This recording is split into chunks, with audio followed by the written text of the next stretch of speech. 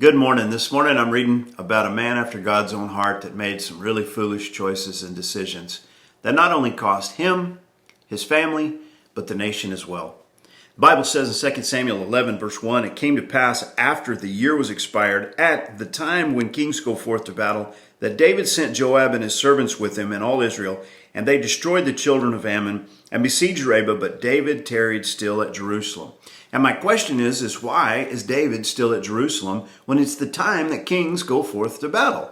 Even if he's too old to be engaged in the battle, he still could be leading the battle. He could be sitting over there on his horse watching how the battle takes place. He could be directing, giving orders, making strategic plans as the battle takes place, and being a leader, leading from the front. That's what leaders are supposed to do. But David is going through something. I don't know if he's depressed. I don't know if he's upset. I don't know if he's bored.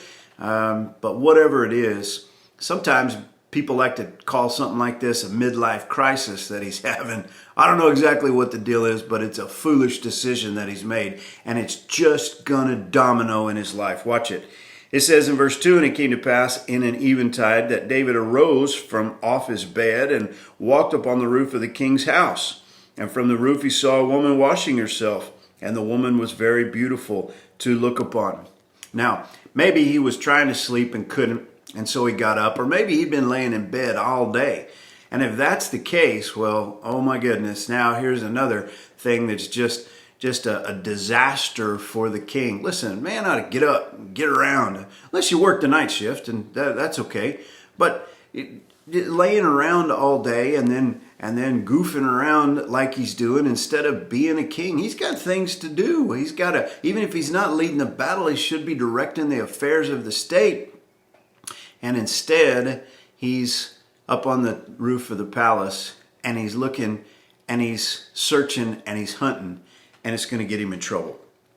Verse 3, and David sent and inquired after the woman. And one said, is not this Bathsheba the daughter of Eliam, the wife of Uriah the Hittite? And I feel so sorry for this poor servant, because David says, hey, who's that? And this servant, I mean, you're a servant of the king. You can't come and say, King, what are you thinking? You can't even be looking at this woman. What are you doing? And so he's trying to convey, King, that is Bathsheba. She's a married woman, first of all. Second of all, she is the granddaughter of your most trusted counselor, Ahithophel, one of your cabinet members, a right-hand man. And not only that, but she's married to Uriah, the Hittite, one of your mighty men, a guy who'd pull your head off if he wanted to. What are you thinking? Well, he can't say those things to the king.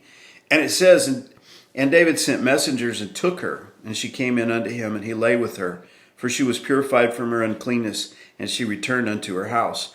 And the woman conceived and sent and told David and said, I am with child.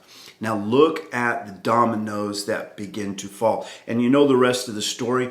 David's going to try to get Uriah to come home, so it looks like the child is Uriah's, but Uriah won't go home because he's such a man of integrity. And so David sends him back to the battle, gives Joab instructions to make sure that Uriah is killed in battle. And so David's sloth leads to adultery, which leads to deceit and leads to murder. All of these things, and then all the consequences that are going to come piling back upon the head of David. In the end, last verse of that chapter reads like this: but the thing that David had done displeased the Lord. I just want to encourage you this morning. One of the ways to really guard your heart is to first realize that a man after God's own heart, a man like David, can make a terrible choice like he did, and can let that lead to a whole string of terrible choices. Listen, these things can happen in a person's life if they let their guard down. Number two, one of the ways to not let your guard down is to be about the business that God has given you. Had David been off at war, he wouldn't have been looking at Bathsheba. If he'd have been doing what he was supposed to do as king, he wouldn't have been in that situation. So I just want to encourage you this morning. Let's follow Jesus and let's be about the business that he's given us. He's created us for good works. So let's go do those. God bless you. Have a great day.